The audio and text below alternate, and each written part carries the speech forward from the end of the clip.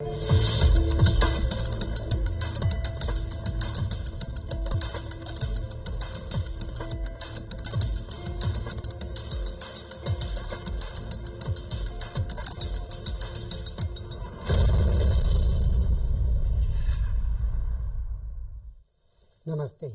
शिक्षा विवेचना कार्यक्रममा यहाँहरूलाई हार्दिक स्वागत छ। संविधान जारी भएको 8 वर्षपछि सरकारले संसदमा दर्ता गरेको विद्यालय शिक्षा सम्बन्धी विधेयकमाथि संसदको विषयगत समितिमा छलफल सुरु भएको छ। यो विधेयक एक त आउन ढिला भयो, अर्कोतर्फ आइसकेपछि पनि निकै विरोध भयो। शिक्षकहरू सडकमै ओर्लिए, निजी विद्यालयका सञ्चालकहरू समेत विरोधमा ओर्लिएर आन्दोलन गर्छु भनिसकेपछि सरकारले केही वार्ता गर्यो र उनीहरूका मागलाई सम्बोधन गर्यो। त्यति मात्र होइन, यस विधेयकमा जिल्ला शिक्षा कार्यालय र शिक्षा विभाग फेरि बिउताउने विषयले सङ्घीय शिक्षा मन्त्रालयले कतै सङ्घीयतालाई स्वीकार गरेको त होइन भन्ने प्रश्न पनि उठिरहेको छ। सरकारले यस चालु शैक्षिक सत्रमा समयमै पाठ्यपुस्तक विद्यालयहरूमा पुर्यायो। यी र यिनै विषयमा छलफल गर्नका लागि आज हामीले स्टुडियोमा निम्ताएका छौँ शिक्षा विज्ञान तथा प्रविधि मन्त्रालयका प्रवक्ता तथा सहसचिव शिवकुमार सापकोटालाई। सापकोटा सर, कार्यक्रममा स्वागत छ। धन्यवाद। नमस्कार। 52 वर्षपछि बन्न लागेको शिक्षा विधेयक सम्बन्धी यो ऐनमाथि किन होला यति धेरै संशोधन? मन्त्रालयले बल्ल बल्ल प्रस्तुत त गर्यो, तर संसदमा दर्ता हुँदाखेरि हुने बेलामा पनि विरोध भयो। त्यसमाथि संसदमा दर्ता भइसकेपछि पनि थुप्रै संशोधन पर्यो। 1757 वटा संशोधन परेको छ। यस्तो किन? धन्यवाद छ, प्रश्न सान्दर्भिक छ। वास्तवमा अब यो विधेयक शिक्षा विधेयक अहिले पार्लियामेन्टमा छ, छलफलको क्रममा छ। त्यो विधि निर्माणको सर्वोच्च चाहिँ जनप्रतिनिधिको एउटा निकाय हो र त्यसबाट अवश्य पनि एउटा विधि निर्माणको प्रक्रियाबाट गुज्रदै गएर भोलि हाम्रो हातमा एउटा ऐन प्राप्त हुन्छ नै। अब यो सवालमा हामीले कुरा गर्दाखेरि के भन्न सकिन्छ भने हामी 52 साल पछाडि, तपाईँले पनि अघि सन्दर्भ लिएर आउनुभयो, नेपालमा 52 वर्ष पछाडि हामी एउटा शिक्षा ऐन चाहिँ साबिकको ऐनलाई प्रतिस्थापन गर्नको लागि एउटा नयाँ शिक्षा ऐनको विधेयक तर्जुमाको क्रममा छौँ। त्यसो गर्दाखेरि 52 साल पछाडि चाहिँ के भनेदेखि आजको सामाजिक चेतना र अब आगामी सम्भवतः 52 साल पछाडिकै सामाजिक चेतनालाई समेत सम्बोधन गर्नको लागि बनेको यो एउटा कानुनी आधारशिला शिक्षा, खास गरी विद्यालय शिक्षाको कानुनी आधारशिला भएको कारणले गर्दाखेरि यसमा सर्वत्र चासो सरोकारहरू हुनु स्वाभाविक पनि भयो। र अर्को कुरा, यहाँ हामीले ध्यान दिनुपर्ने कुरा के छ भने विद्यालय तहमा सरदर 75 लाख बालबालिकाहरू अध्ययनरत छन्। प्रत्येक दिन हामीले त्यतिको विद्यार्थी जनसङ्ख्या हाम्रा विद्यालयहरूमा हुन्छन्। ती 52 लाख विद्यार्थीहरू र 75 लाख विद्यार्थीहरू र 75 लाख विद्यार्थीसँग जोडिएका अभिभावकहरूको एउटा आवश्यकता र अपेक्षासँग जोडिएको पनि सवाल हो यो वास्तवमा ऐन भन्ने हिसाबले। र अर्को तपाईँलाई भन्नुपर्दाखेरि हामीले संस्थागत र सामुदायिक गरिकन सरदर 2 लाख जनशक्ति सामुदायिकतर्फ भने 1 लाख जनशक्ति संस्थागततर्फ चाहिँ विद्यालयहरूमा कार्यरत हुनुहुन्छ र त्यो जनशक्तिको पनि एक प्रकारको वृद्धि विकासको खाका पनि हो यो एक प्रकारको के अरे यो विधेयक भनेदेखि। अर्कोतिर हेर्दाखेरि अब पछिल्ला समयमा हाम्रो राजनीतिक परिवर्तनको कारणले, सामाजिक परिवर्तनको कारणले, विश्वव्यापीकरणको कारणले, विश्वसँगको हाम्रो तपाईँको सम्पर्कको कारणबाट जो नेपालमा जुन प्रकारको शिक्षाको एउटा अपेक्षा गरिन्छ त्यो शिक्षाको प्रबन्धका लागि एक प्रकारको दीर्घकालीन मार्गचित्र पनि हो यो एउटा। र यसो गर्दाखेरि यो ऐनका उप यो विधेयकका उप जुन प्रकारको अहिले पछिल्लो समयमा चासो हामीले देखेका छौँ, अझ बढी राजनीतिक वृत्तमा यसले चासो एउटा लिएर आएको छ। मलाई लाग्छ सम्भवतः रविजी नेपालमा शिक्षाको सम्बन्धमा शिक्षा प्रणालीका उपरको जनचासो यति आम चासो, यति व्यापक चासो र सरोकार यो नै सम्भवतः पहिलो पटक जस्तो पनि लाग्छ, जसले गर्दाखेरि हामीले एउटा ठुलो भरोसा पनि पाल्न सक्छौँ कि भविष्यमा अब हामीले शिक्षा क्षेत्रबाट हामीले फड्को मार्न सक्छौँ, शिक्षाको विकासमा फड्को मार्न सक्छौँ भन्ने प्रकारको एउटा यसले एउटा हामीलाई के भनेदेखि एउटा चाहिँ एक प्रकारको विश्वासको वातावरण पनि पैदा गरेको छ भन्छु म चाहिँ। विश्वासको वातावरण पैदा गरेको छ, तर चाहिँ मन्त्रालयले सरकारले प्रस्तुत गरेको विधेयकमा यति धेरै संशोधन भनेको त सरकारले चाहिँ त्यो मार्गचित्र प्रस्तुत गरेको छ, दूरदृष्टिसहित ल्याएको छ भन्दै पनि यत्रो संशोधन किन? प्रस्तावनामै 21वटा संशोधन परेको छ, प्रस्तावनामै लेखेको मिलेन भन्ने सांसदहरूको गुनासो भनाइरहेको छ। किन रहेछ यस्तो? यसलाई गुनासो भन्दा पनि मान्यज्यूहरूको त्यही अघि मैले भने जुन मान्यज्यूहरूबाट पनि अहिले उहाँहरू पनि यसको एउटा गहन अध्ययनमा हुनुहुन्छ, यसको गहन अनुसन्धानमा पनि हुनुहुन्छ र विभिन्न चाहिँ के भनेदेखि क्षेत्रमा विभिन्न समूहसँग उहाँहरूको अन्तर्क्रिया पनि भइराखेको हुनुपर्छ र के भनेदेखि विभिन्न प्रकारका सन्दर्भ सामग्रीहरूको अध्ययन पनि गरिराख्नु भएको छ। आफ्नै पनि उहाँहरूको लामो अनुभव छ भनेदेखि यो सिलसिलामा अघि मैले भने कि अब 52 वर्ष पछाडिको सम्भवतः 50 वर्ष पछाडि होला, 30 वर्ष पछाडिको एउटा सामाजिक चेतनालाई सम्बोधन गर्न सक्ने एउटा कानुनी आधारशिला हामी तयार गर्दैछौँ भनेपछि स्वाभाविक रूपले त्यसमा शिक्षा मन्त्रालयले प्रस्ताव गरेका प्रावधानहरूमा काम के भनेदेखि कहीँ कतै सरोकार राख्नु, चासो राख्नु यस्तो भयो हुन्थ्यो भन्ने के भने भावना राख्नु र त्यो प्रकारको आग्रह रहनुलाई हामीले चाहिँ के भन्छौँ भने यसलाई शिक्षा मन्त्रालयले स्वागत मात्रै गर्दैन कि मैले अघि भने कि हामी के भन्छ सकारात्मक रूपमा यतिको व्यापक जनचासो हाम्रो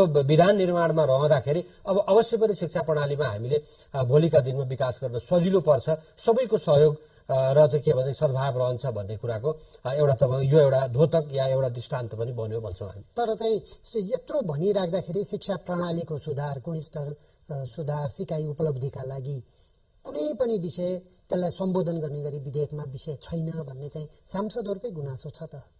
त्यही भएर उहाँहरूले त्यत्रो संशोधन हाल्नुभयो। हो, अहिले तपाईँले अर्को महत्त्वपूर्ण कुरा गर्नुभयो। मैले अघि भने यो एउटा भविष्य द्रष्टा कानुनी दस्तावेज हो। शिक्षाको संरचना नै, शिक्षा प्रणालीको यसले संरचनाको आकार दिन्छ। शिक्षा प्रणाली कस्तो बनाउने भन्ने कुराको यसले एउटा तपाईँको के भनेदेखि सम्पूर्ण प्रकारको एउटा चाहिँ के भनेदेखि लिगल र एउटा टेक्निकल डकुमेन्ट पनि हो। यसरी हेर्दाखेरि के भनेदेखि चाहिँ उहाँहरूले चासो राखेर आउनु, खास गरी शिक्षाको गुणस्तरको सवालमा, खास गरी विद्यार्थीलाई केन्द्रमा राखेर जुन किसिमको सरोकारहरू आइराखेको छ र यो आउन जरुरी पनि छ, आउन पर्छ र यसैको आधारमा भोलि बन्ने ऐन चाहिँ के भनेदेखि हामी सम्पूर्ण अघि मैले भनेको 75 लाख आजको समयको बिन्दुमा 75 लाख विद्यार्थी जनसङ्ख्याहरूलाई केन्द्रमा राखेर यो दस्तावेज हामीले भोलि ऐनको रूपमा पारित गर्नुपर्ने भएको कारणले गर्दाखेरि उहाँहरूबाट गुणस्तरका सवालमा, उहाँहरूबाट शिक्षकको वृत्ति विकासका सवालमा, कर्मचारीको वृत्ति सुरक्षाको सवालमा, यहाँ चाहिँ के भनेदेखि पाठ्यक्रम तर्जुमाको सवालमा, परीक्षा प्रणालीको पुनर्संरचना गर्नुपर्ने सवालमा, सम्पूर्ण सवालमा चासो सरोकारहरू आइदिनु यो त राम्रो कुरा हो र यसमा छलफल गन्थन हुन्छ र त्यो एउटा सर्वोच्च निकाय हो विधान निर्माणको। त्यसमा छलफलबाट अवश्य पनि एउटा सही के भनेदेखि एउटा के भने निकासको रूपमा एउटा हामीसँग रोबस्ट एउटा एक्ट, एजुकेसन एक्ट भोलि प्राप्त हुनेछ भन्ने हामी विश्वास लिन सक्छौँ। शिक्षकहरूले पनि यो विधेयक, प्रस्तावित विधेयकप्रति चाहिँ विरोध जनाए, सडकमा आन्दोलनमा आए। निजी विद्यालयहरू पनि आन्दोलनमा उत्रिन्छु भनेर धम्की दिए उनीहरूले। सरकारले तिनीहरूसँग वार्ता गर्यो र उनीहरूका माग सम्बोधन गर्यो। किन रहेछ शिक्षा मन्त्रालयले यो व्यापक छलफल सरकारवालासँग छलफल नगरिकन ल्याएको कारणले गर्दा यत्रो विरोध हुने सडकमा र यत्रो चाहिँ संशोधन पर्ने के कारण रहेछ? छलफल गर्न चुकेको। अब यसमा मैले फेरि पनि तपाईँलाई एउटा विषय स्मरण गराउँ कि हिजो मात्र समितिमा, संसदीय समितिमा हाम्रो मान्य शिक्षा मन्त्रीज्यूबाट पनि यस सवालमा आफ्नो जवाफहरू प्रकट भएका छन्, प्रस्तुत भएका छन् र मैले खालि छोटकरीमा उहाँकै जवाफलाई सारांशको रूपमा प्रस्तुत गर्नुपर्दाखेरि फेरि पनि के भन्छु भने हामीले यो विधान तयार गर्दाखेरि सम्पूर्ण सरकार पक्षहरूसँगको कन्सल्टेसन परामर्श मात्र होइन, विगत 5 वर्षदेखिको हाम्रो अथक प्रयासबाट यो ऐनको मस्यौदा विधेयक अहिले तर्जुमा भएको छ, बनेको छ। त्यसो गर्दाखेरि समयक्रमसँगै चाहिँ के भनेदेखि चाहिँ सरकार समूहका अपेक्षाहरूमा परिवर्तन पनि हुन सक्छन्, आवश्यकताहरूमा परिवर्तन पनि हुन सक्छन्। हाम्रै शिक्षा प्रणालीमा पछिल्लो समयमा आएका लगानीका संरचनाहरू, अन्तर्राष्ट्रिय प्रतिबद्धताका चाहिँ के भनेदेखि नयाँ नयाँ आयामहरू होइन र अहिले पछिल्ला समयमा देशमा उत्पन्न भएका चाहिँ के भनेदेखि विद्यार्थीहरूको, खास गरी तपाईँले देखिराख्नु भएको छ अहिले उच्च शिक्षा अध्ययनका लागि तपाईँको विद्यार्थीहरूको विभिन्न प्रकारका चाहिँ के भने संस्थाका आवश्यकताहरूमा परिवर्तन भएको देखिरहेछ। उनीहरूका तपाईँको चाहिँ शैक्षिक संस्थाहरूको गन्तव्य परिवर्तन भइराखेको छ। सीमाभित्र हाम्रा विद्यार्थीहरू रहेका छैन, सीमा क्रस गरेर विद्यार्थीहरू जाने परिस्थिति बनिरहेको छ होइन, यो भनेपछि विषयमा हामी पछि हामी सल्लाह विद्यालय गरौँला। तर विधेयककै विषयमा। यो मैले के भनेको भने पछिल्ला दिनहरूमा दिनानुदिन हाम्रा सरकार समूहमा आएको परिवर्तन, मनोविज्ञानमा आएको परिवर्तन, अवस्थामा आएको परिवर्तनले गर्दाखेरि हिजो हामीले एउटा सरसल्लाहबाट यो दस्तावेज विकास गर्यौं भने पनि आज समयको दरमियानमा केही सानातिना सरकारहरू थप्न पर्ने अवस्थाहरू आयो, त्यसलाई पूर्णता दिनुपर्ने अवस्था आयो भन्ने हिसाबले सरकार आउनुलाई पनि हामीले अन्यथा मान्नुहुन्न भन्छु म। अच्छा, एउटा अन्तिम यो विषयसँग सम्बन्धित भएर कुराकानी गर्दा शिक्षक महासङ्घसँग तपाईँहरूको सहमति गर्नु, के सहमति गर्नुभयो? त्यो त संसदलाई जानकारी गराउनु पर्दैन विधेयक बनिराख्ने बेलामा? यो सवालमा मैले अब तपाईँलाई फेरि पनि एकचोटि स्मरण गराउनुपर्छ। अब यी लगायतका तमाम विषयमा अहिले सम्मानित संसदीय समितिमा यी सबै छलफलमा रहेको हुनाले त्यो अहिले मलाई लाग्छ अब संसदीय चाहिँ हाम्रो पार्लियामेन्ट्री प्रोपर्टी बनिसक्यो हाम्रो यो विधेयक। त्यो कारणले त्यसका भित्रका सवालहरूमा हामीले जवाब दिन पर्दा हामी संसदीय समितिमा त्यही उपस्थित भएर उहाँहरूलाई सन्तुष्ट गर्ने गरी केही जवाब पेश गरौँला। अन्यथा के भनेदेखि त्यो छलफलको क्रममा छ भनेर हामीले अहिले बुझ्नुपर्छ। अर्को यो यस शैक्षिक सत्रमा तपाईँहरूले चाहिँ समयमै पाठ्य पुस्तक पुर्याउनु भयो है? के गरेर पुर्याउनु भयो? कसरी पुग्यो? अहिले हरेक वर्ष पाठ्य पुस्तक पुगेन भन्ने हुन्थ्यो, यसपटक के गरेर पुर्याउनु भयो?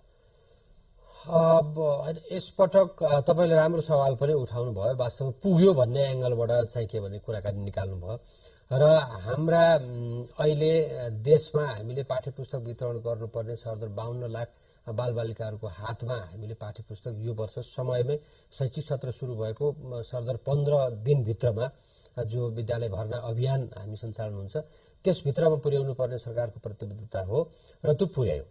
र यसो गर्दाखेरि हामीले पाठ्य पुस्तकका सवालमा हामीसँग दुईवटा विषय चाहिँ के भनेदेखि दुईवटा संस्थाहरूको यहाँ कार्य सम्पादन जोडिएको हुन्छ। एउटा शिक्षा मन्त्रालय र पाठ्यक्रम विकास केन्द्र जसले पाठ्य पुस्तकको उत्पादन गर्दछ र अर्को चाहिँ के भने पाठ्य पुस्तकको छपाई र वितरणको जिम्मेवारीमा जनशिक्षा सामग्री केन्द्र रहेको छ।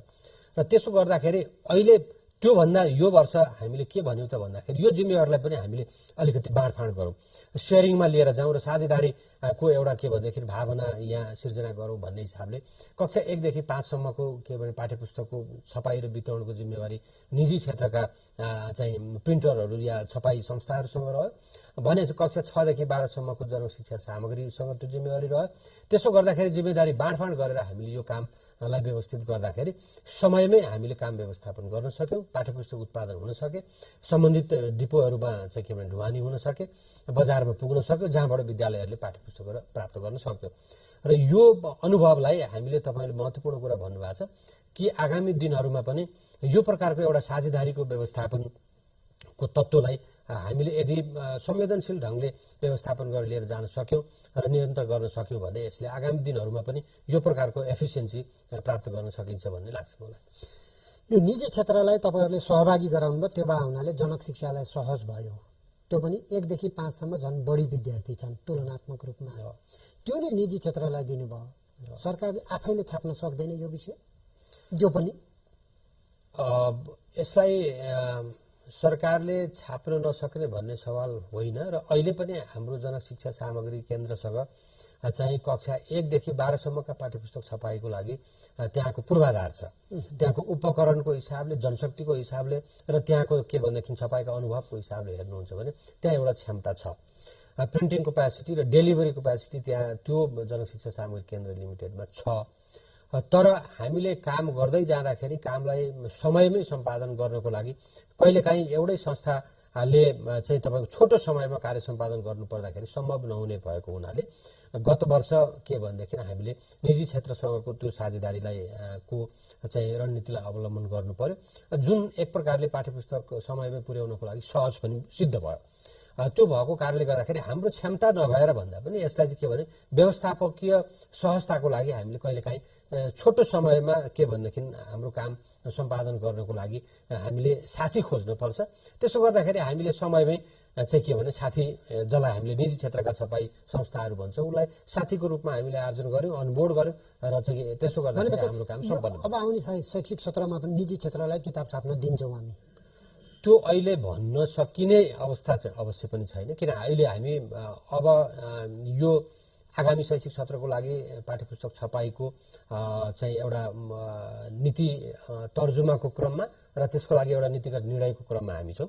निर्णय भइसकेको छैन। मैले अघि तपाईँलाई भने हामीसँग जनक शिक्षा सामग्री केन्द्रसँग पनि छपाईको लागि क्षमता छ। यदि समयमै हामीले के भनेदेखि जनक शिक्षा सामग्रीलाई चाहिँ के भनेदेखि यो म्यान्डेट प्रदान गर्न सक्यौँ भने उहाँहरूले यो काम गर्न सक्छ। यदि समय ढिला हुँदै गयो भनेदेखि फेरि जनक शिक्षा सामग्रीलाई पनि साथी चाहिन्छ। भनेपछि हलो अड्किएको चाहिँ मन्त्रालयमा रहेछ। मन्त्रालयले समयमा डिसिजन नगर्दाखेरि, समयमा निर्णय नगर्दा जनक शिक्षाले किताब छाप्न नसक्ने, पुर्याउन नसक्ने, त्यो बाहुनाले निजी क्षेत्रलाई दिने भनेपछि त हलो अड्किएको त मन्त्रालयले अड्किएको भन्ने सवाल होइन। नीतिगत निर्णयको क्रममा रहेको विषयलाई अड्किएको पनि भएन। निर्णय गर्नलाई पनि त एउटा निश्चित हामीले हरेक वर्ष पुस्तक छाप्नै पर्छ भनेपछि त्यो निर्णय चाँडो गर्दा, समयमै गर्दा के फरक पर्छ? सकिन्छ। त्यसका लागि पनि अरू तयारीहरू, प्राविधिक तयारीहरू पनि सम्पन्न हुन पर्यो। ती प्राविधिक तयारीहरू सबै सम्पन्न भएर निर्णयका क्रममा आउन पर्यो र निर्णयमा तपाईँको त्यहाँनिर अब चाहिँ समीक्षा हुनु पर्यो, विश्लेषण हुनु पर्यो। त्यसो गर्दाखेरि निर्णय सम्पादनको क्रममा छ अहिले, त्यो विलम्ब पनि भएको छैन र त्यो उपयुक्त समयमा निर्णय डेफिनेटली हुन्छ नै। मन्त्रालय फागुन महिनामा पनि त शैक्षिक सत्र सुरु हुने जिल्लाहरू छन् नि त। पुसको चाहिँ मध्य हुन लागि बेला भइसक्यो हो। फागुनमा पाठ्यपुस्तक कसरी पुर्याउनुहुन्छ ती जिल्लाहरूमा जहाँ नयाँ शैक्षिक सत्र सुरु हुन्छ? विगत हामीले कोभिड पछाडिको समयदेखि लिएर अहिले हामीले के गर्यौँ भन्दाखेरि अहिले सबै जिल्लाहरूमा चाहिँ के भने शैक्षिक सत्रमा पनि एकरूपता ल्याएका छौँ। त्यसो गर्दाखेरि हामीले शैक्षिक सत्रको हिसाबले हिजोको जुन किसिमको एउटा दोहोरो समय तालिका थियो शैक्षिक सत्रको, त्यो अवस्था अहिले छैन। त्यसकारणले हामीले के भनेदेखि वैशाख 15 गतेभित्र पाठ्यपुस्तकहरू सबै विद्यालयहरूमा पुर्याउने प्रबन्ध गर्न सक्यौँ भने हाम्रो उद्देश्य पुरा हुन्छ। अन्तिममा यसरी सहज रूपमा पुग्ने रहेछ भने विगतमा किन यस्तो ढिला हुँदो रहेछ? अहिले त सहज रूपमा गयो नि त यो शैक्षिक सत्रमा, विगतमा किन यस्तो ढिला हुँदो रहेछ त? त्यसलाई चाहिँ अब विगतको अवस्थालाई नै हामीले फर्केर विश्लेषण गर्नुपर्छ। अहिले मैले अनुमानको रूपमा नभनौँ र यो तपाईँले भन्नुभएको विषयलाई एउटै कुरा चाहिँ म प्रश्न भन्न सक्छु। अहिले पनि हामीले त्यो अनुभव पनि गरेका छौँ। व्यवस्थापकीय यसको म्यानेजमेन्ट इस्युजहरू यसमा जोडिएका हुन्छन्। व्यवस्थापकीय पक्ष राम्रो भएको कारणले यसपटक पुग्यो। आगामी शैक्षिक सत्रमा पनि हामी समयमा पुर्याउँछौँ नि, किनभने हामीले त एकचोटि पुर्याएर सिद्ध गरिसक्यौँ। एकचोटि मात्रै होइन, विगत वर्षहरूमा पनि लामो समयसम्म कोही कोही वर्ष हामीलाई थोरै समस्याहरू हुन्थे। कहिलेकाहीँ अब आफ्नो काबु बाहिरको परिस्थिति पनि पर्थ्यो होला। नत्र भने शिक्षा मन्त्रालयले अहिलेसम्म पाठ्यपुस्तक पुर्याउने विषयमा केही वर्षमा सानोतिनो जिज्ञासाहरू आएका छन्। अन्यथा पाठ्यपुस्तकको सवालमा काहीँ पनि यस्तो समस्या विगत लामो समयदेखि नै हामीले सुन्न परेको पनि छैन। र चाहिँ के भने लास्ट इयर हामीले समयमा सम्पादन गऱ्यौँ र त्यो पनि अनुभवलाई हामीले उपयोग गर्छौँ र आगामी वर्षदेखि अझ बढी तपाईँहरूलाई पनि यस्तै आम सरकारवालालाई सन्तुष्ट गर्ने गरी समयमै पाठ्यपुस्तकको वितरण हुन्छ नै। अब अर्को विषयतर्फ जाउँ। सरले पनि अघि चाहिँ बोल्ने क्रममा भन्नु, हाम्रा विद्यार्थीहरू लाखौँ विद्यार्थीहरू विदेश गइरहेका छन् उच्च शिक्षामा गुणस्तरीय शिक्षा खोज्नका लागि भनेर। हरेक वर्ष 1 लाखभन्दा बढी विद्यार्थी उच्च शिक्षाका लागि जान्छन्। किन रहेछ यो चाहिँ? हामीले गुणस्तरीय शिक्षा दिन नसकेको हो? सबै विश्वविद्यालयहरूलाई हेर्ने शिक्षाको सम्पूर्ण जिम्मेवारी त शिक्षा मन्त्रालयको हो। किन रहेछ यस्तो भएको? यो अर्को एउटा अहिले पछिल्लो समयको गम्भीर एउटा सवाल उठाउनु भयो कि हामीले आँकडागत रूपमा हेऱ्यौँ भने विगत 3 वर्ष अगाडि हामीसँग सामान्य 26,000-27,000 विद्यार्थीहरू वैदेशिक अध्ययनको लागि कक्षा 12 उत्तीर्ण गरेर उच्च शिक्षा अध्ययनको लागि खास गरी वैदेशिक विश्वविद्यालयहरूमा जाने क्रम देखियो। अनि त्योभन्दा पछिल्लो वर्षमा 86,000 विद्यार्थीहरू गएको हामीले पायौँ भने गत वर्षमा मात्रै, आर्थिक वर्षमा मात्रै हामीले 1,09,000 विद्यार्थीहरू चाहिँ वैदेशिक उच्च शिक्षा अध्ययनका लागि गएको देखियो र वैदेशिक विश्वविद्यालयहरू उनीहरूको गन्तव्य बन्यो उच्च शिक्षा अध्ययनको लागि। भनेपछि यो प्रवृत्ति र अझ अस्ति साउनदेखि यो मङ्सिरसम्मको आँकडालाई हामीले हेऱ्यौँ भने 38,000 विद्यार्थीहरू शिक्षा मन्त्रालय अन्तर्गतबाट एनओसी लिइसकेका छन् र ती विद्यार्थीहरू अधिकांश वैदेशिक अध्ययनकै प्रयोजनको लागि लिएको र उहाँ आवेदन गर्छन् र उनीहरूको आवेदन स्वीकृत पनि हुन्छ र जाने क्रममा छन् भन्न सकिन्छ। र यसको अलावा पनि छिटफुट रूपमा बाहिर तपाईँको विद्यार्थीहरू कुनै किसिमले अध्ययनको लागि जाने पनि क्रम हामीले अनौपचारिक रूपमा बुझेकै पनि छौँ। र यसरी हेर्दाखेरि अब 2,50,000 को हाराहारीमा कक्षा 12 का विद्यार्थीहरू उत्तीर्ण हुन्छन् सालिन्ने। हाम्रो सरदर, हाम्रो सालबसाली एउटा तपाईँको रेट त्यो छ भने चाहिँ यतिका विद्यार्थी झन् 1 लाख को हाराहारी विद्यार्थीहरू या 1 लाखभन्दा बढी विद्यार्थीहरू वैदेशिक अध्ययनको लागि जान्छन् उच्च शिक्षा को प्रयोजनको लागि भनेदेखि यो सवाललाई हामीले यसरी नै के भनेदेखि गम्भीरताका साथ लिनुपर्ने त देखियो नै। अब यसमा शिक्षा मन्त्रालयले बडो चासोका साथ यसलाई नियाली पनि राखेको छ या नेपाल सरकारले पनि नियालेको छ या भनौँ आम सरकारवालाको अहिले के भनेदेखि चाहिँ दृष्टि अहिले यहाँ परिराखेको छ विद्यार्थीहरू किन यसो यो भइरहेका विद्यार्थीको यो आउटफ्लो जो बाहिर जाने प्रवृत्ति किन बढिराखेको छ यसमा र शिक्षा मन्त्रालयले यसलाई यही सोलुसनबाट जानुपर्छ भन्ने बिन्दुमा त पुगेको छैन तर अवश्य पनि यी तथ्यहरूलाई अब निहाल्न थालेको छ र यसमा एक दुईवटा केही सकारात्मक र केही नकारात्मक पक्षहरू जोडिएको पनि देखियो।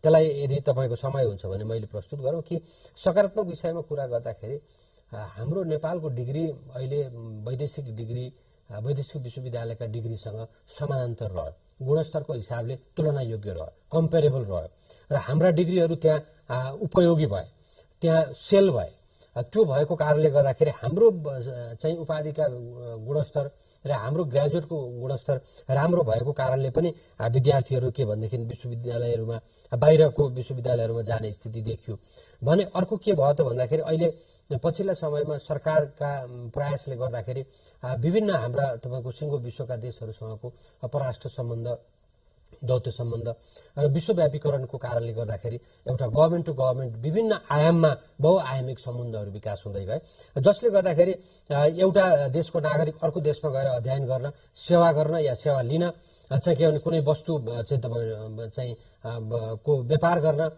या व्यापार आर्जन गर्न यो सबै पक्षमा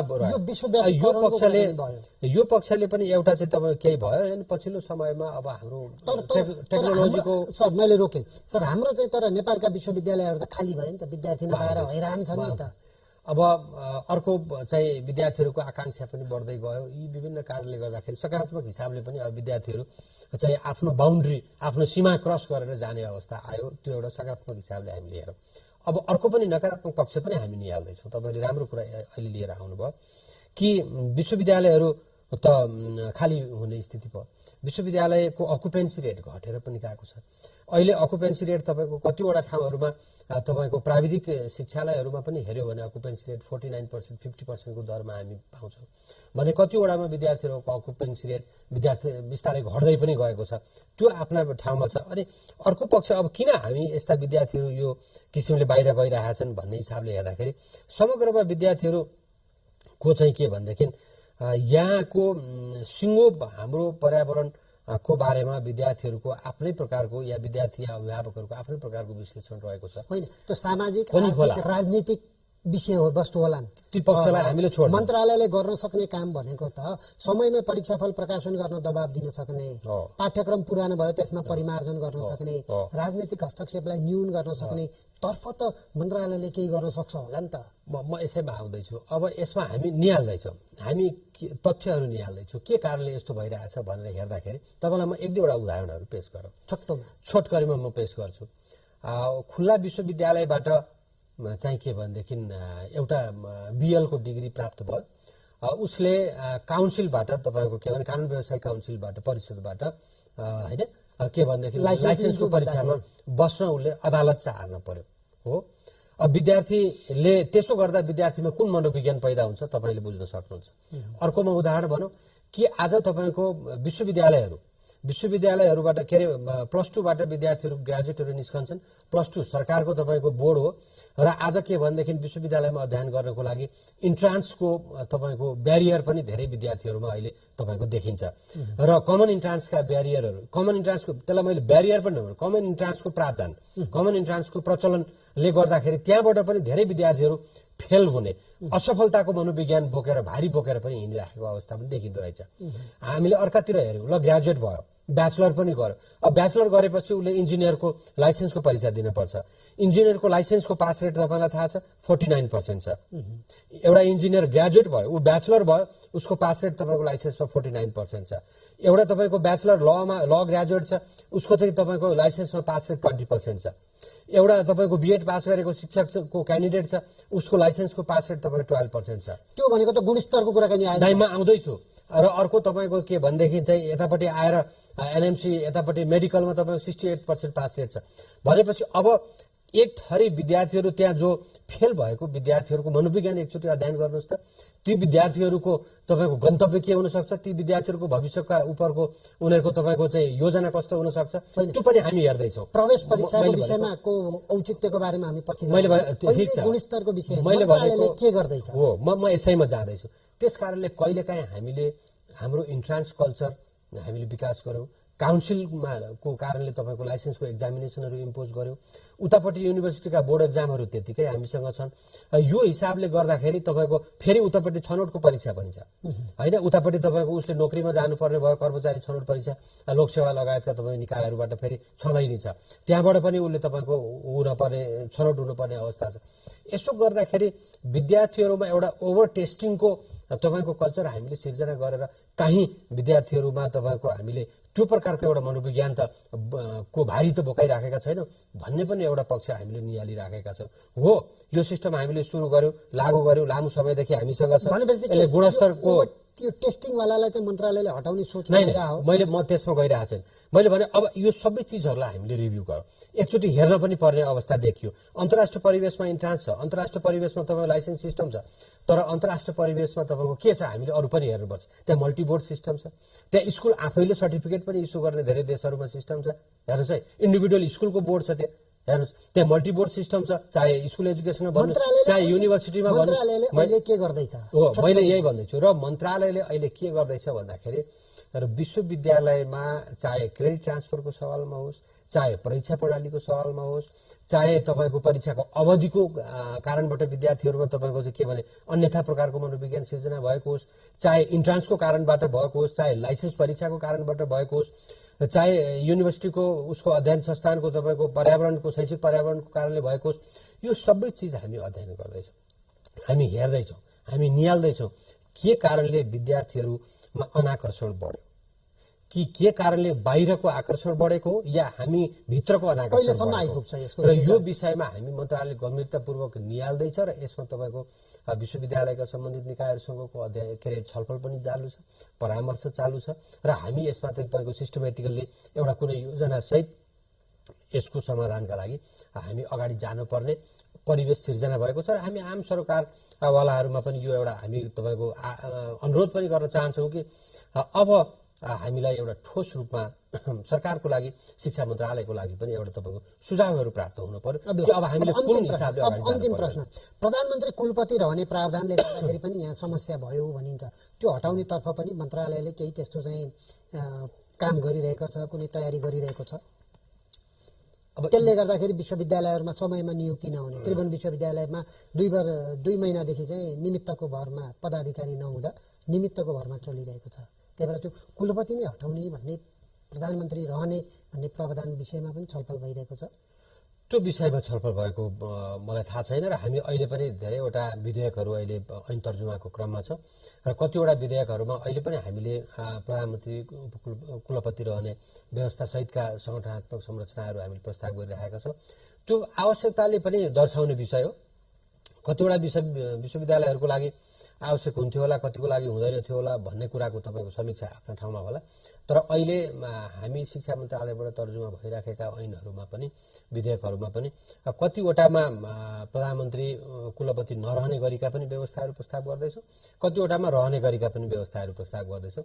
त्यसकारणले त्यो विषय समस्या हो भन्ने ढङ्गबाट हाम्रो चाहिँ के भनेदेखि यहाँ चाहिँ त्यसरी विश्लेषण भएको पनि छैन र त्यो रूपको तयारी पनि छैन। धन्यवाद छ सर, हाम्रो कार्यक्रममा आइदिनु भयो र नेपालको शिक्षा र विशेष गरी संसदमा प्रस्तुत भएको विद्यालय शिक्षा पाठ्यपुस्तक समयमै पुगेको र उच्च शिक्षामा विद्यार्थीहरू किन विदेश गए भन्ने 3वटा मुख्य विषयमा आज हामीले छलफल गऱ्यौँ।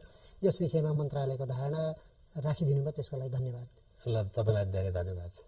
आदरणीय दर्शकवृन्द, आज हामीले शिक्षा विज्ञान तथा प्रविधि मन्त्रालयका प्रवक्ता तथा सहसचिव शिवकुमार सापकोटासँग संसदमा विचाराधीन छलफलको क्रममा रहेको विद्यालय शिक्षा विधेयकका विविध पक्षका बारेमा छलफल गऱ्यौँ।